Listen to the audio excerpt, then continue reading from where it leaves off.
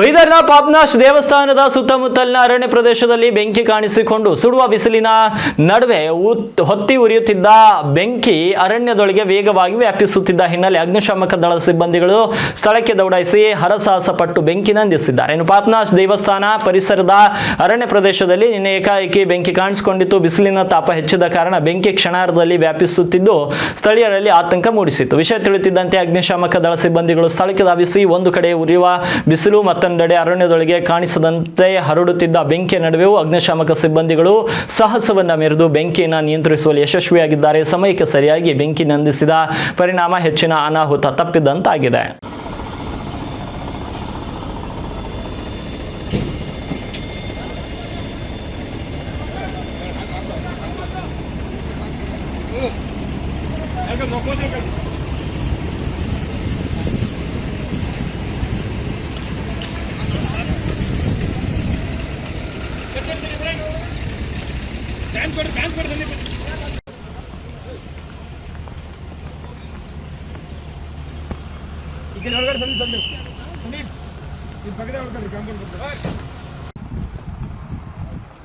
ಇನ್ನೊಂದು ಎಳ್ಕೊ ಸ್ವಲ್ಪ ಎಳ್ಕೊಳ್ಳು